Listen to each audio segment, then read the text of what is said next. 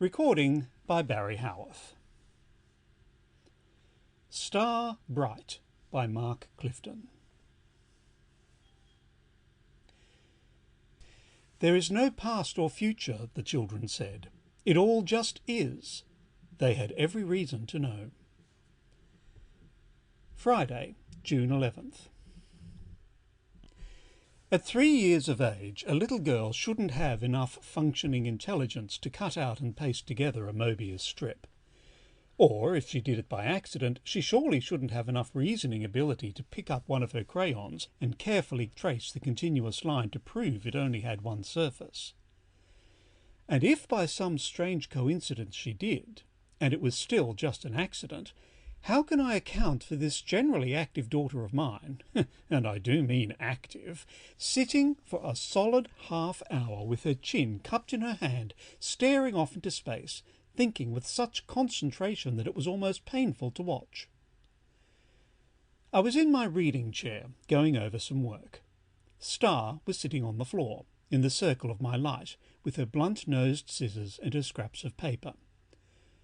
Her long silence made me glance down at her as she was taping the two ends of the paper together. At that point I thought it was an accident that she had given a half-twist to the paper strip before joining the circle. I smiled to myself as she picked it up in her chubby fingers. A little child forms the enigma of the ages, I mused. But instead of throwing the strip aside or tearing it apart as any other child would do, she carefully turned it over and around, studying it from all sides. Then she picked up one of her crayons and began tracing the line. She did it as though she were substantiating a conclusion already reached. It was a bitter confirmation for me. I had been refusing to face it for a long time, but I could ignore it no longer. Star was a high IQ. For half an hour I watched her while she sat on the floor, one knee bent under her, her chin in her hand, unmoving. Her eyes were wide with wonderment, looking into the potentialities of the phenomenon she had found. It had been a tough struggle, taking care of her since my wife's death. Now this added problem. If only she could have been normally dull, like other children. I made up my mind while I watched her. If a child is afflicted, then, let's face it, she's afflicted. A parent must teach her to compensate. At least she could be prepared for the bitterness I'd known. She could learn early to take it in stride. I could use the measurements available, get the degree of intelligence, and in that way grasp the extent of my problem. A 20-point jump in IQ creates an entirely different set of problems. The 140 child lives in a world nothing at all like that of the 100 child, and a world which the 120 child can but vaguely sense. The problems which vex and challenge the 160 pass over the 140 as a bird flies over a field mouse. I must not make the same mistake of posing the problems of one if she is the other. I must know. In the meantime, I must treat it casually. That's called the Mobius strip, Star, I interrupted her thoughts. She came out of her reverie with a start. I didn't like the quick way her eyes sought mine, almost furtively, as though she had been caught doing something bad. "Somebody already make it?" she disappointingly asked. She knew what she had discovered. Something inside me spilled over with grief, and something else caught at me with dread. I kept my voice casual. "A man by the name of Mobius, a long time ago. I'll tell you about him sometime when you're older." "Now, while I'm little," she commanded with a frown. "And don't tell me, read me." What did she mean by that?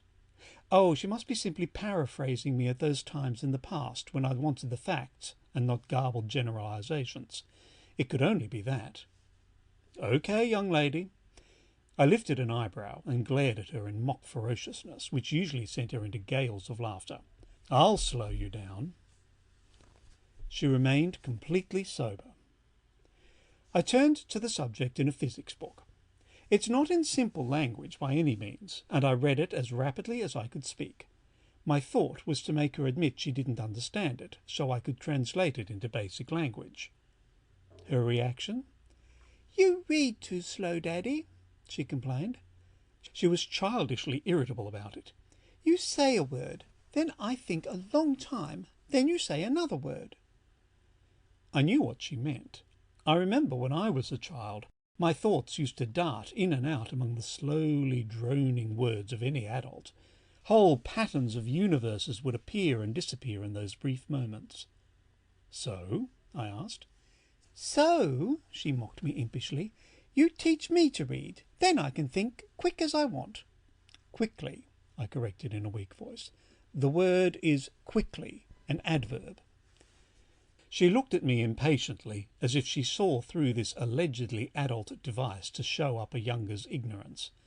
I felt like the dope. September 1st. A great deal has happened the past few months. I have tried, a number of times, to bring the conversation around to discuss Star's affliction with her, but she is amazingly adroit at heading me off, as though she already knows what I'm trying to say and isn't concerned. Perhaps, in spite of her brilliance, she is too young to realise the hostility of the world towards intelligence. Some of the visiting neighbours have been amused to see her sit on the floor with an encyclopaedia as big as she is, rapidly turning the pages. Only Star and I know she is reading the pages as rapidly as she can turn them. I've brushed away the neighbours' comments with, "She likes to look at the pictures." They talk to her in baby talk, and she answers in baby talk. How does she know enough to do that? I have spent the month taking an exhaustive record of her IQ measurements, aptitude speeds, reaction, tables, all the recommended paraphernalia for measuring something we know nothing about. The tables are screwy, or Star is beyond all measurement.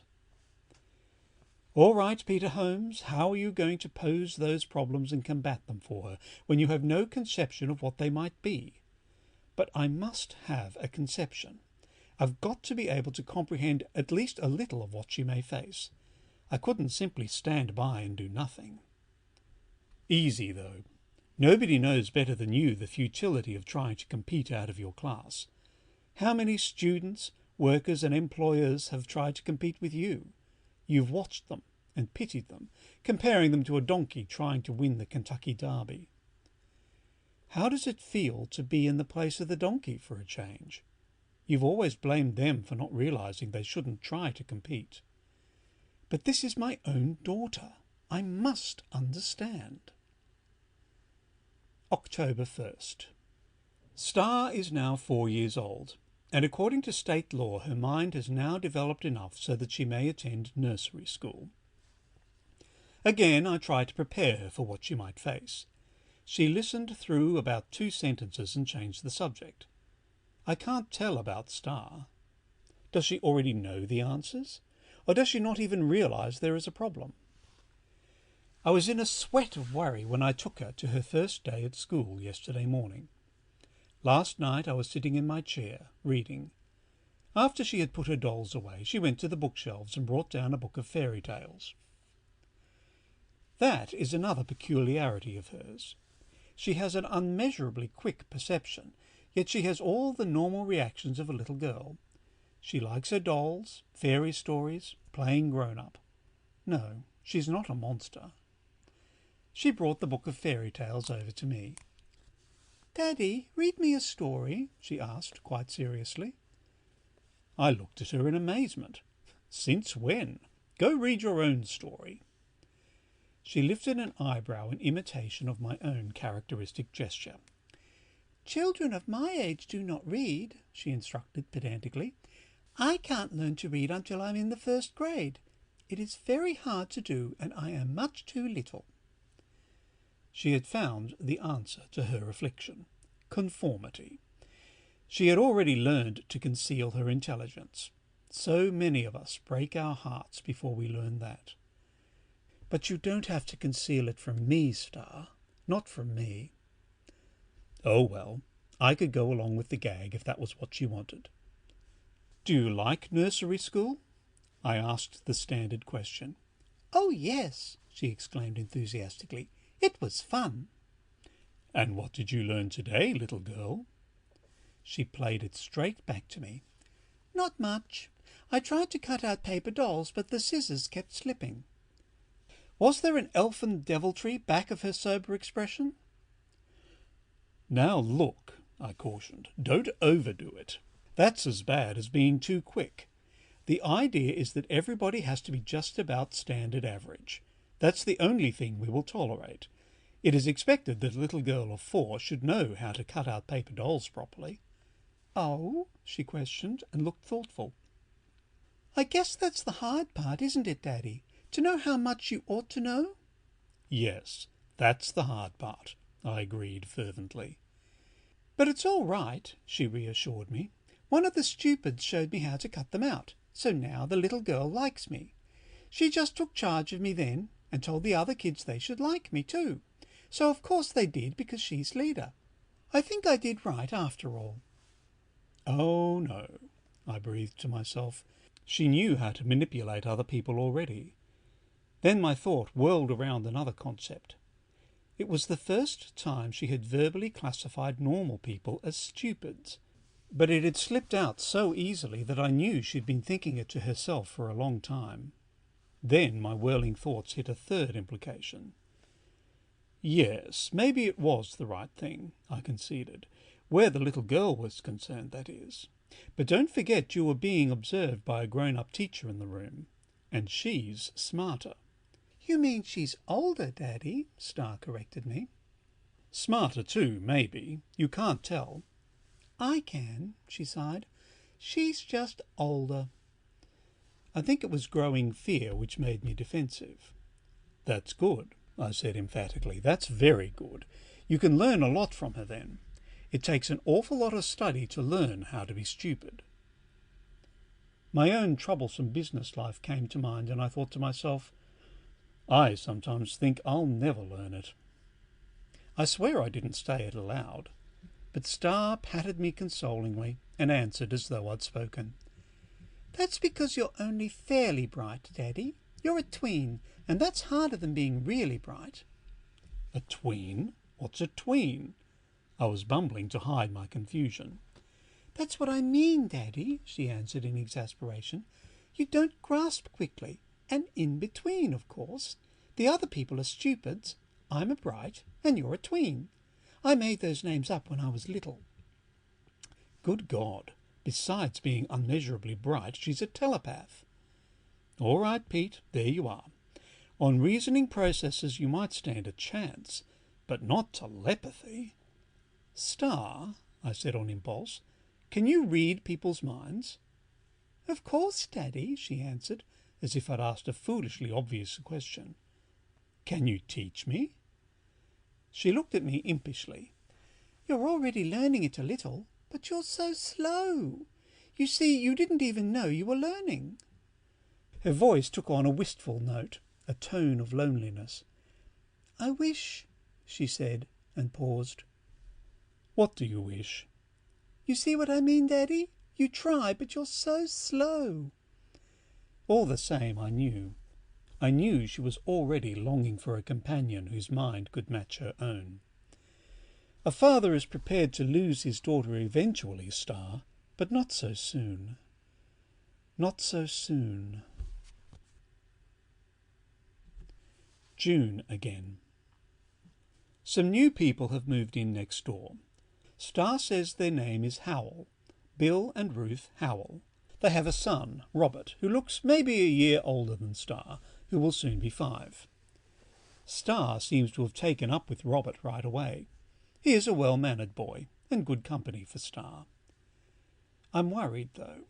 Star had something to do with their moving in next door. I'm convinced of that. I'm also convinced, even from the little I've seen of him, that Robert is a bright and a telepath. Could it be that, failing to find quick accord with my mind, Star has reached out and out until she made contact with a telepath companion? No, that's too fantastic. Even if it were so, how could she shape circumstances so she could bring Robert to live next door to her? The Howells come from another city. It just happened that the people who lived next door moved out and the house was put up for sale. just happened?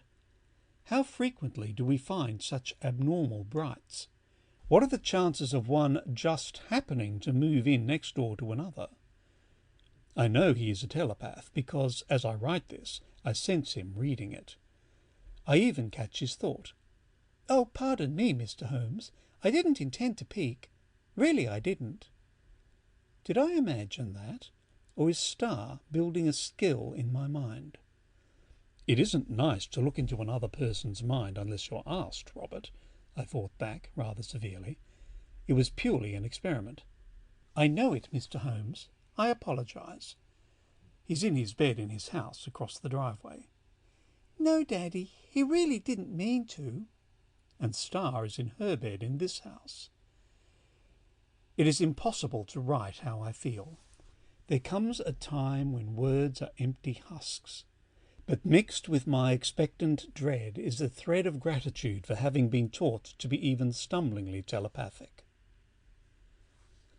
Saturday, August 11th. I've thought of a gag. I haven't seen Jim Petrie in a month of Sundays, not since he was awarded that research fellowship with the museum. It will be good to pull him out of his hole, and this little piece of advertising junk Star dropped should be just the thing.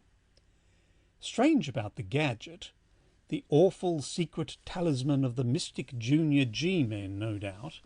Still, it doesn't have anything about crackles and pops printed on it. Merely an odd-looking coin, not even true round. Bronze by the look of it. Crude. They must stamp them out by the million without ever changing a die. But it is just the thing to send to Jim to get a rise out of him. He could always appreciate a good practical joke. Wonder how he'd feel to know he was only a tween. Monday, August 13th. Sitting here at my study desk, I've been staring into space for an hour. I don't know what to think. It was about noon today that Jim Petrie called the office on the phone. "Now look, Pete," he started out, "what kind of gag are you pulling?" I chortled to myself and pulled the deadpan on him. "What do you mean, boy?" I asked back into the phone. "Gag? What kind of gag? What are you talking about?" "A coin, a coin." He was impatient. "You remember you sent me a coin in the mail?" "Oh, yeah, that." I pretended to remember. "Look, you're an important research analyst on metals, too damned important to keep in touch with your old friends, so I thought I'd make a bid for your attention that-a-way." "All right, give," he said in a low voice. "Where did you get it?" He was serious. "Come off it, Jim. Are you practising to be a stuffed shirt? I admit it's a rib. Something Star dropped the other day. A manufacturer's idea of kid advertising, no doubt." "I'm in dead earnest, Peter," he answered. "It's no advertising gadget." "It means something?" In college, Jim could take a practical joke and make 6 out of it. "I don't know what it means. Where did Star get it?" He was being pretty crisp about it. "Oh, I don't know," I said. I was getting a little fed up. The joke wasn't going according to plan. Never asked her. You know how kids clutter up the place with their things? No father ever tries to keep track of all the junk that can be bought with 3 box tops and a dime. This was not bought with 3 box tops and a dime. He spaced his words evenly. This was not bought anywhere for any price. In fact, if you want to be logical about it, this coin doesn't exist at all. I laughed out loud. This was more like the old Jim. "Okay, so you've turned the gag back on me. Let's call it quits. How about coming over to supper some night soon?" "I'm coming over, my friend." He remained grim as he said it. "And I'm coming over tonight, as soon as you will be home. It's no gag I'm pulling. Can you get that through your stubborn head? You say you got it from Star, and of course I believe you, but it's no toy. It's the real thing." Then, as if in profound puzzlement, "Only it isn't." A feeling of dread was settling upon me. Once you cried uncle to Jim, he always let up. "Suppose you tell me what you mean," I answered soberly. "That's more like it, Pete. Here's what we know about the coin so far. It's apparently pre-Egyptian. It's hand-cast. It's made out of one of the lost bronzes. We fix it around 4,000 years old. That ought to be easy to solve, I argued. Probably some coin collector is screaming all over the place for it. No doubt lost it and Star found it. Must be lots of old coins like that in museums and private collections.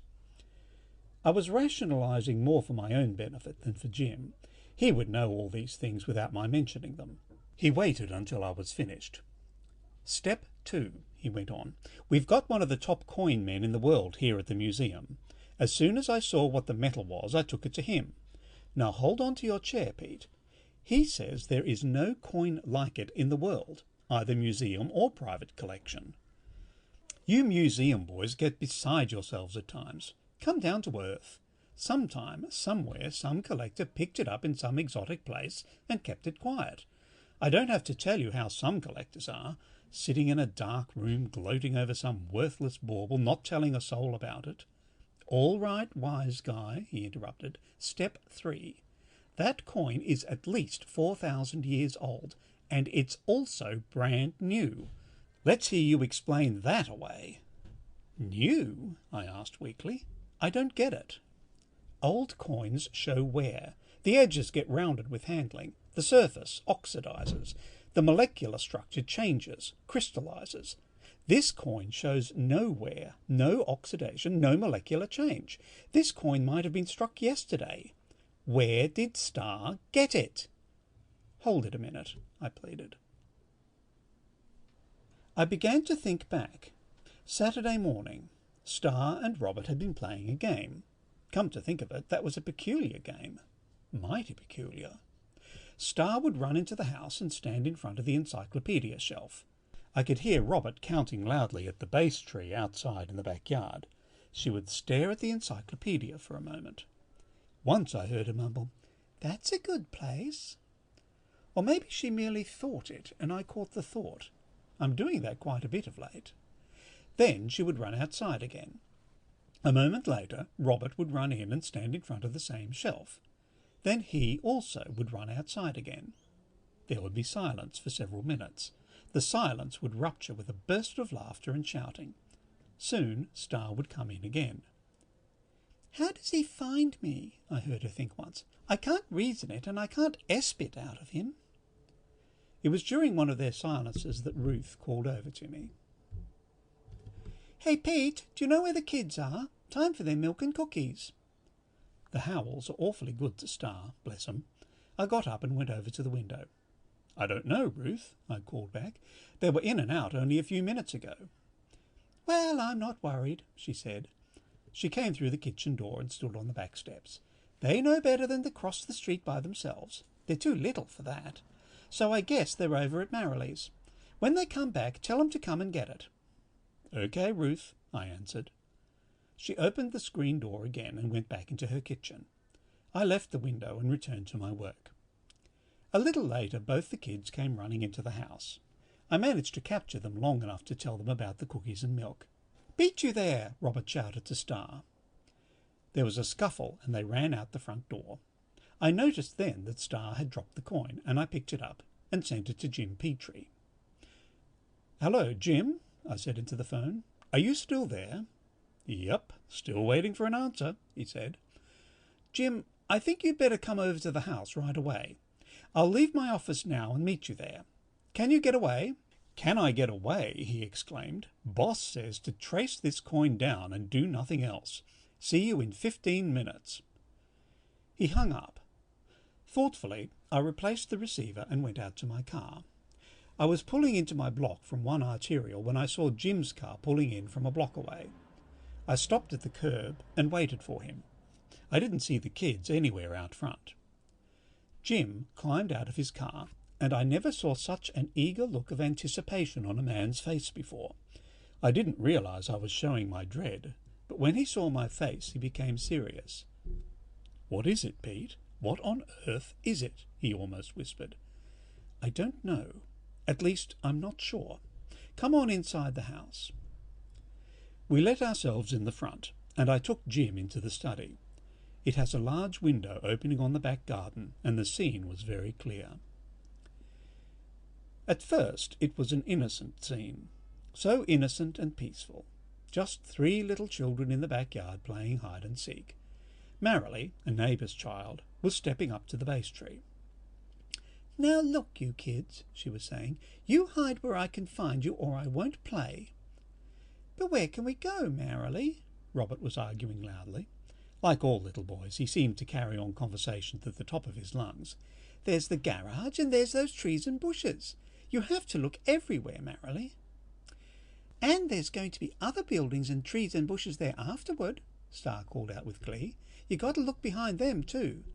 "Yeah," Robert took up the teasing refrain. "And there's been lots and lots and buildings of trees here before, especially trees.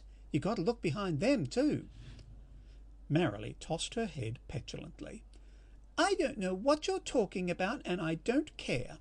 Just hide where I can find you, that's all." She hid her face at the tree and started counting.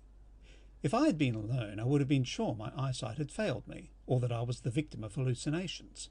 But Jim was standing there and saw it too. Marilee started counting, yet the other 2 didn't run away. Star reached out and took Robert's hand, and they merely stood there. For an instant they seemed to shimmer, and they disappeared without moving a step. Marilee finished her counting and ran around to the few possible hiding places in the yard. When she couldn't find them, she started to blubber and pushed through the hedge to Ruth's back door. "They ran away from me again," she whined through the screen at Ruth. Jim and I stood staring at the window. I glanced at him. His face was set and pale, but probably no worse than my own. We saw the instant shimmer again. Star, and then immediately Robert, materialized from the air and ran up to the tree shouting, "Safe! Safe!" Marilee let out a bawl and ran home to her mother. I called Star and Robert into the house. They came, still holding hands, a little shamefaced, a little defiant. How to begin? What in hell could I say? "It's not exactly fair," I told them. "Marilee can't follow you there." I was shooting in the dark, but I had at least a glimmering to go by. Star turned pale enough for the freckles on her little nose to stand out under her tan. Robert blushed and turned to her fiercely. "I told you so, Star. I told you so. I said it wasn't sporting," he accused. He turned to me. "Marilee can't play good hide and seek anyway. She's only a stupid." "Let's forget that for a minute, Robert." I turned to her. "Star, just where do you go?" "Oh, it's nothing, Daddy." She spoke defensively, belittling the whole thing. "We just go a little ways where we can play with her. She ought to be able to find us a little ways." "That's evading the issue. Where do you go, and how do you go?" Jim stepped forward and showed her the bronze coin I'd sent him. "You see, Star," he said quietly, "we found this." "I shouldn't have to tell you my game." She was almost in tears. "You're both just twins. You couldn't understand." Then, struck with contrition, she turned to me. "Daddy, I've tried and tried to esp you. Truly I did. But you don't esp worth anything." She slipped her hand through Robert's arm. "Robert does it very nicely," she said primly, as though she were complimenting him on using his fork the right way. "He must be better than I am, because I don't know how he finds me." "I'll tell you how I do it, Star," Robert explained eagerly. It was as if he was trying to make amends now that grown-ups had caught on. "You don't use any imagination. I never saw anybody with so little imagination." "I do too have imagination," she countered loudly. "I thought up the game, didn't I? I told you how to do it, didn't I?" Yeah, he shouted back. "But you always have to look at a book to esp what's in it, so you leave an esp smudge. I just go to the encyclopedia and esp where you did, and I go to that place, and there you are. It's simple." Star's mouth dropped open in consternation. "I never thought of that," she said. Jim and I stood there, letting the meaning of what they were saying penetrate slowly into our incredulous minds. "Anyway," Robert was saying, "you haven't any imagination." He sank down cross-legged on the floor. "You can't teleport yourself to any place that's never been." She went over to squat down beside him. I can too. What about the moon people? They haven't been yet. He looked at her with childish disgust. Oh, Star, they have so been. You know that. He spread his hands out as though he were a baseball referee. That time hasn't been yet for your daddy here, for instance, but it's already been for someone like those things from Arcturus. Well, neither have you teleported yourself to some place that never was, Star was arguing. So there. Waving Jim to one chair, I sank down shakily into another. At least the arms of the chair felt solid beneath my hands. Now look, kids, I interrupted their evasive tactics. Let's start from the beginning.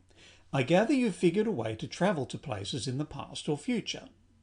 Well, of course, Daddy. Star shrugged the statement aside nonchalantly. We just TP ourselves by ESP anywhere we want to. It doesn't do any harm. And these were the children who were too little to cross the street. I have been through times of shock before. This was the same.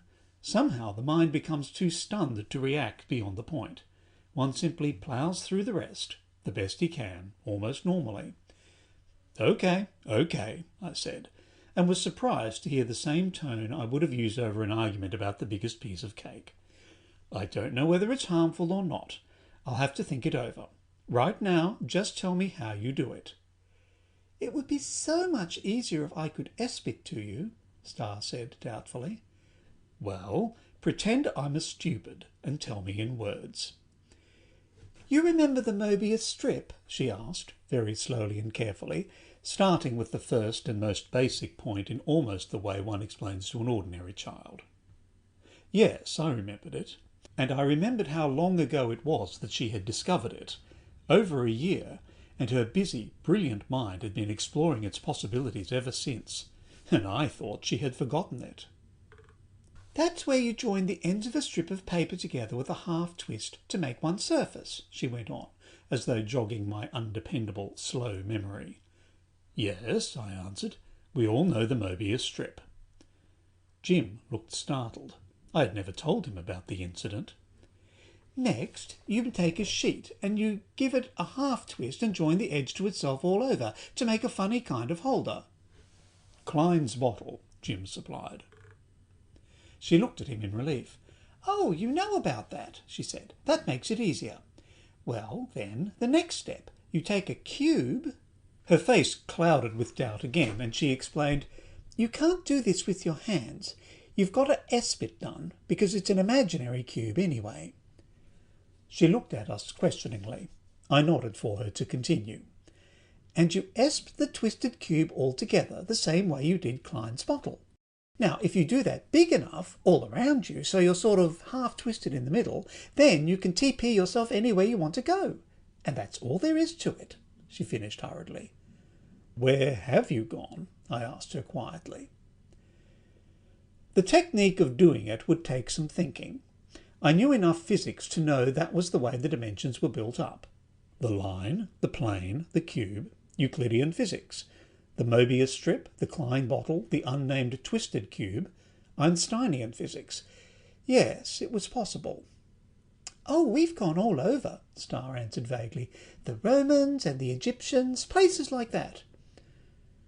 You picked up a coin in one of those places? Jim asked. He was doing a good job of keeping his voice casual. I knew the excitement he must be feeling, the vision of the wealth of knowledge that must be opening before his eyes. I found it, Daddy, Star answered Jim's question. She was about to cry. I found it in the dirt, and Robert was about to catch me. I forgot I had it when I went away from there so fast.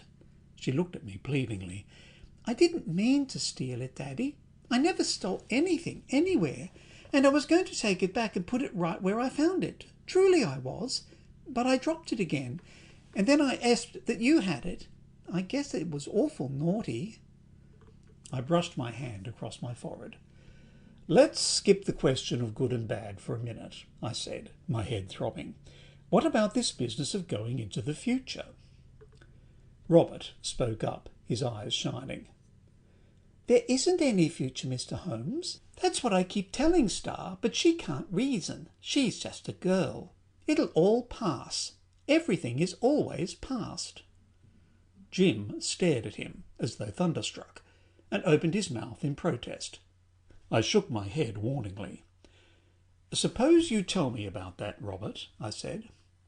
"Well," he began on a rising note, frowning, "it's kind of hard to explain at that. Stars are bright, and even she doesn't understand it exactly. But you see, I'm older." He looked at her with superiority. Then, with a change of mood, he defended her. "But when she gets as old as I am, she'll understand it okay." He patted her shoulder consolingly. He was all of 6 years old. "You go back into the past, back past Egypt and Atlantis. That's recent," he said with scorn, "and on back, and all of a sudden it's future." "That isn't the way I did it."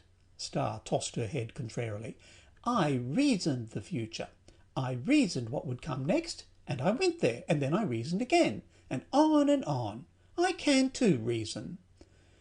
"It's the same future," Robert told us dogmatically. "It has to be, because that's all that ever happened." He turned to Star. "The reason you could never find any Garden of Eden is that there wasn't any Adam and Eve." Then to me, "And man didn't come from the apes either. Man started himself." Jim almost strangled as he leaned forward, his face red and his eyes bulging. "How?" he choked out. Robert sent his gaze into the far distance. "Well," he said, "a long time from now, you know what I mean, as a stupid would think of time from now, men got into a mess, quite a mess. There were some people in that time who figured out the same kind of travelling star and I do. So when the world was about to blow up and form a new star, a lot of them teleported themselves back to when the Earth was young, and they started over again." Jim just stared at Robert, unable to speak. "I don't get it," I said. "Not everybody could do it," Robert explained patiently. "Just a few brights, but they enclosed a lot of other people and took them along." He became a little vague at this point. "I guess later on the brights lost interest in the stupid, or something. Anyway, the stupid sank down lower and lower and became like animals." He held his nose briefly. "They smelled worse. They worshipped the brights as gods." Robert looked at me and shrugged. "I don't know all that happened. I've only been there a few times.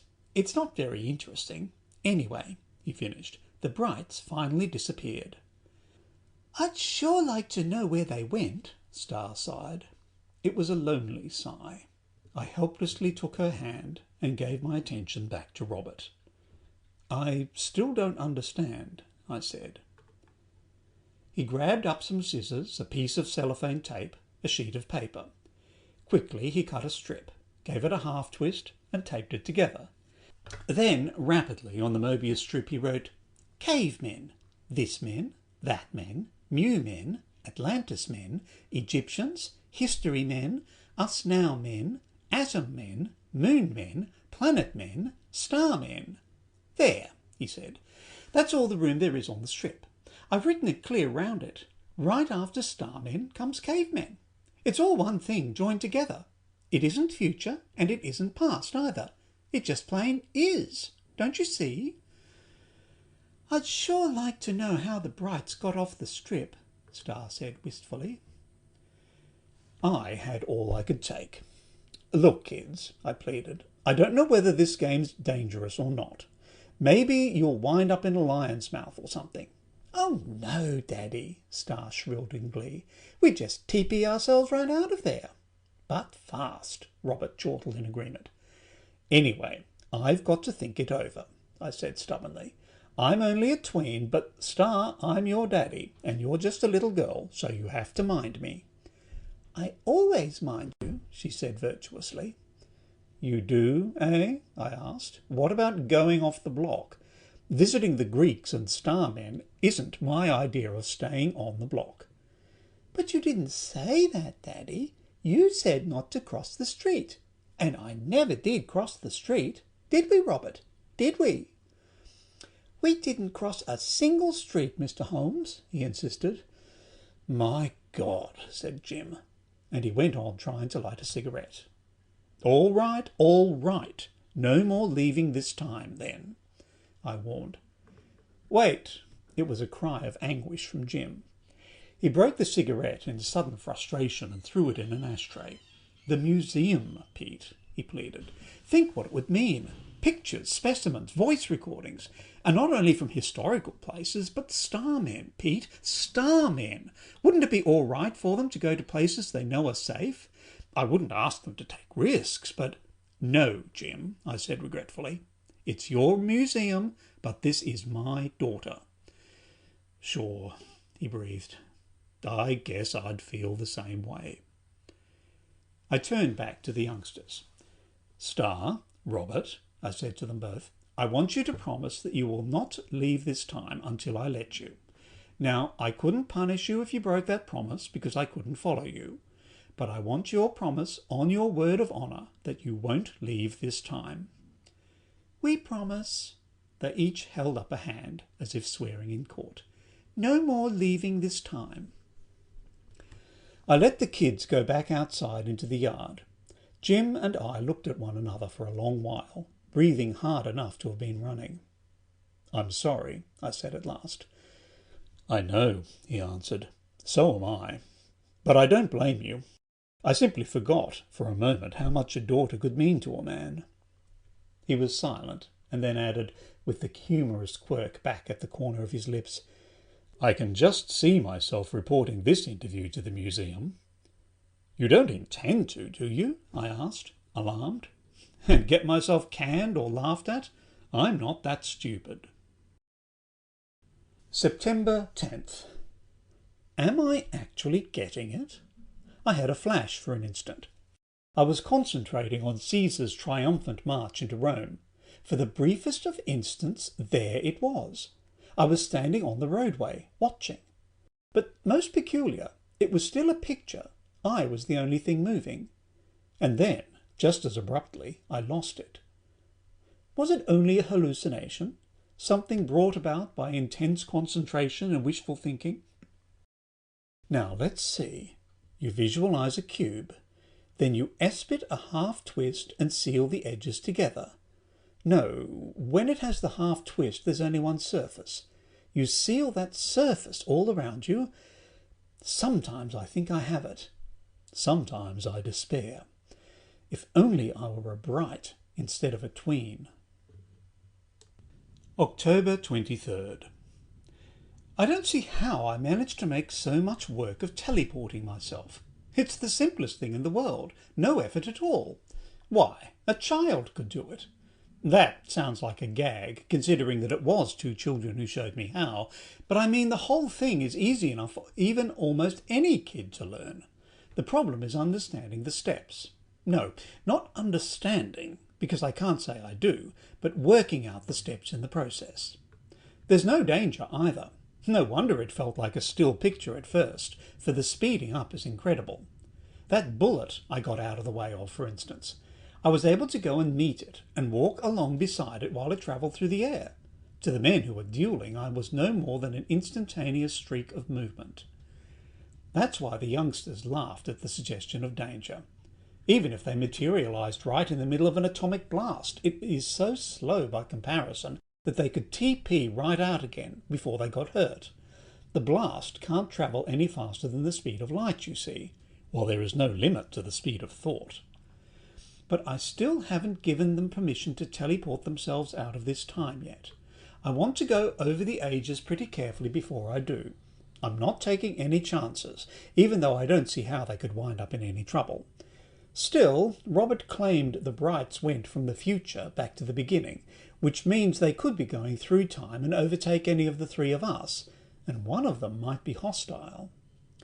I felt like a louse not taking Jim's cameras, specimen boxes and recorders along, but there's time for that. Plenty of time, once I get the feel of history without being encumbered by all that stuff to carry. Speaking of time and history, what a rotten job historians have done. For instance, George III of England was neither crazy nor a moron. He wasn't a particularly nice guy, I'll admit. I don't see how anyone could be with the amount of flattery I saw. But he was the victim of empire expansion and the ferment of the Industrial Revolution. So were all the other European rulers at the time, though. He certainly did better than Louis of France. At least George kept his job and his head. On the other hand, John Wilkes Booth was definitely psychotic. He could have been cured if they'd had our methods of psychotherapy then, and Lincoln, of course, wouldn't have been assassinated. It was almost a compulsion to prevent the killing, but I didn't dare. God knows what effect that would have had on history. Strange thing, Lincoln looked less surprised than anyone else when he was shot. Sad, yes, and hurt emotionally, at least as much as physically, yet you'd swear he was expecting it. Cheops was plenty worried about the number of slaves who died while the pyramid was being built. They weren't easy to replace. He gave them 4 hours off in the hottest part of the day, and I don't think any slaves in the country were fed or housed better. I never found any signs of Atlantis or Lemuria, just tales of lands far off. A few 100 miles was a big distance then, remember, that had sunk beneath the sea. With the ancients' exaggerated notion of geography, a big island was the same as a continent. Some islands did disappear, naturally, drowning a few thousand villagers and herdsmen. That must have been the source to the legends. Columbus was a stubborn cuss. He was thinking of turning back when the sailors mutinied, which made him obstinate. I still can't see what was eating Genghis Khan and Alexander the Great. It would have been a big help to know the languages, because their big campaigns started off more like vacation or exploration trips. Helen of Troy was attractive enough, considering, but she was just an excuse to fight. There were several attempts to federate the Indian tribes before the white men and the Five Nations, but going after wives and slaves ruined the movement every time. I think they could have kept America if they had been united, and, it goes without saying, knew the deal they were going to get. At any rate, they might have traded for weapons and tools and industrialised the country somewhat the way the Japanese did. I admit that's only speculation, but this would certainly have been a different world if they'd succeeded.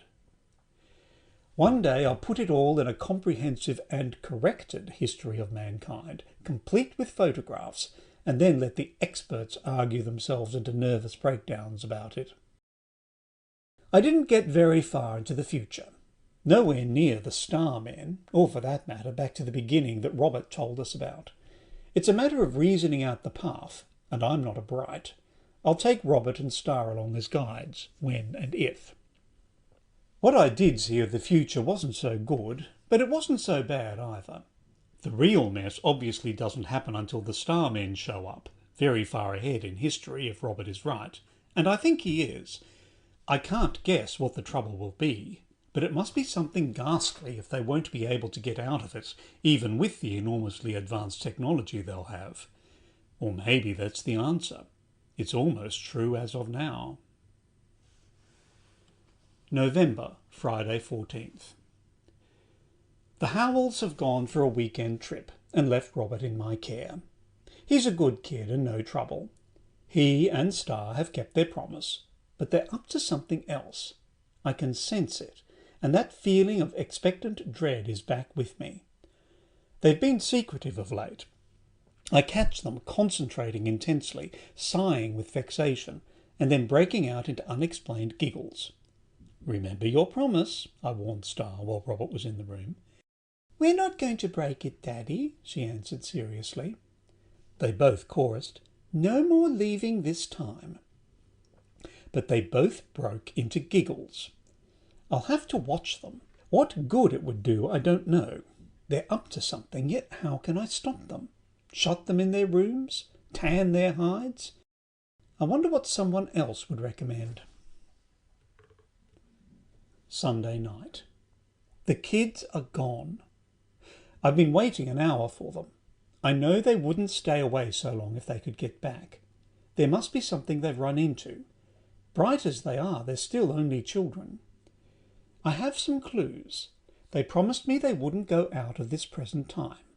With all her mischievousness, Star has never broken a promise to me, as her typically feminine mind interprets it, that is. So I know they are in our own time. On several occasions, Star has brought it up, wondering where the old ones, the bright ones, have gone, how they got off the Mobius strip. That's the clue. How can I get off the Mobius strip and remain in the present? A cube won't do it. There we have a mere journey along the single surface. We have a line, we have a plane, we have a cube, and then we have a supercube, a tesseract. That is the logical progression of mathematics. The bright ones must have pursued that line of reasoning.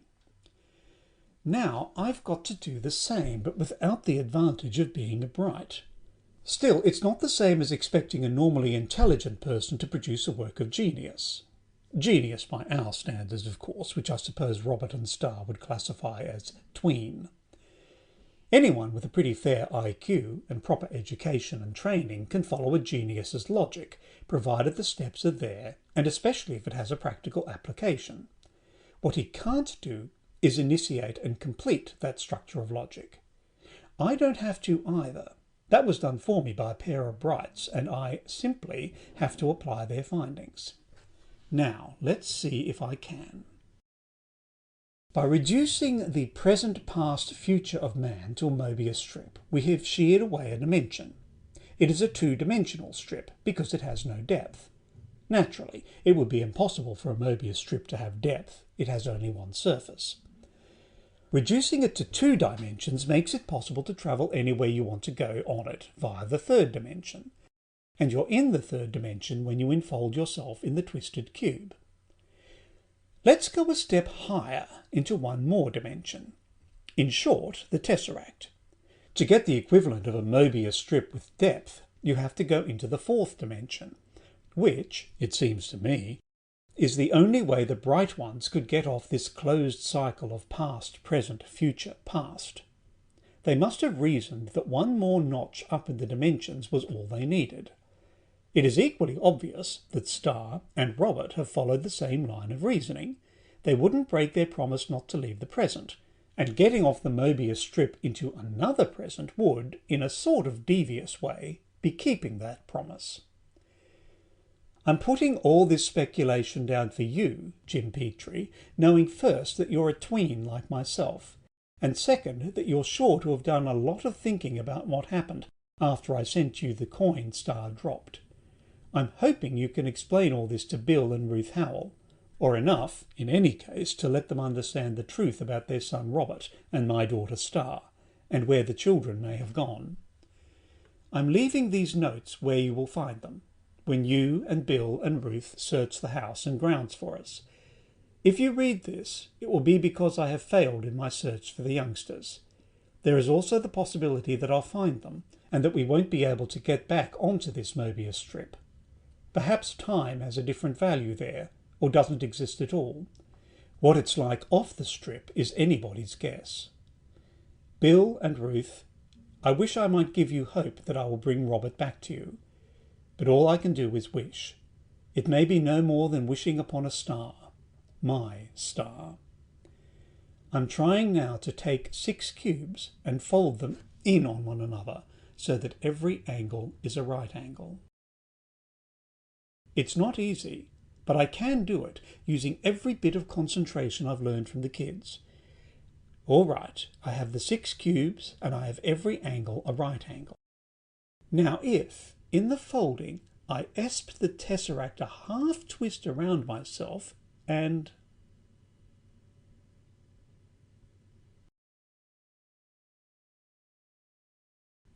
End of Star Bright by Mark Clifton. Read by Barry Howarth, Brisbane, Australia.